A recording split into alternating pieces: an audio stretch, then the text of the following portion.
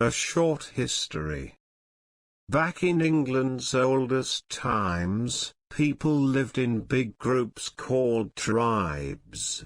They were farmers, they grew their food, and kept animals for meat and eggs. They lived in villages, in wooden or mud houses, and there was often fighting between the different tribes. Life was simple but dangerous. Then in AD 43, 40,000 Roman soldiers invaded England from the area of Europe that is now Italy. The Roman army was very well organized and had good weapons. The soldiers built a wall around themselves every night so they were safe. They moved across the country, fighting and winning battles against the different tribes, and after 4 years they controlled the south of England. The Romans had to fight for many years before they controlled all of England. They made many changes in the country, such as building towns and cities, and good roads. They brought a new language to England, Latin, and made laws, so people knew what they could and could not do. The religion of Christianity came to England in Roman times too. The Romans never took control of Scotland, which is north of England, and Scottish tribes came to fight against them in the north of England again and again. Because of this, in the 2nd century AD, the Romans built a wall to stop the Scottish tribes coming to England. This wall between England and Scotland was 120 kilometers long, and was called Hadrian's Wall. For English people in towns and cities, life in Roman times was good.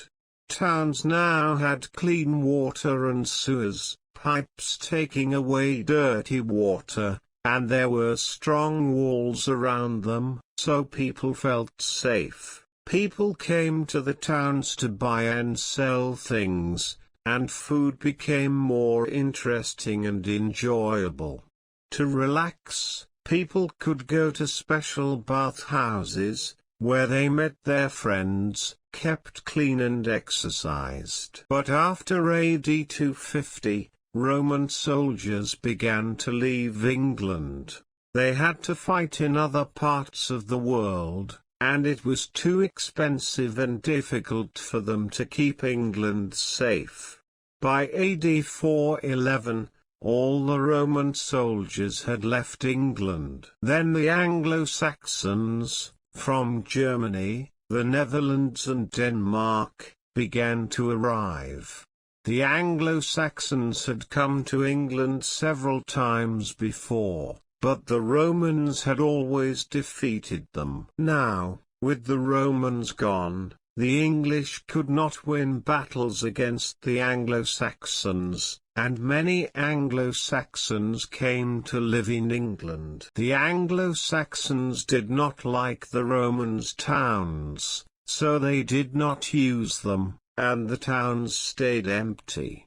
The Anglo-Saxons built their own villages near rivers or the sea and made wooden houses. In their villages, they grew crops, plants they could use for food. They also kept pigs, sheep and cows, and caught fish and other animals. By AD 600 in England, the Anglo-Saxons had made 7 kingdoms, different parts of the country, each controlled by its own king. The 4 main kingdoms were Northumbria, Mercia, East Anglia, and Wessex. The 3 minor kingdoms were Essex, Kent, and Sussex. In each of these kingdoms, the king had nobles, important men who fought for him.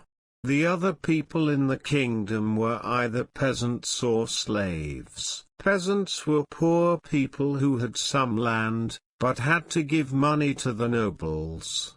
Slaves had nothing and had to work for other people for no money at all. People bought and sold slaves like animals.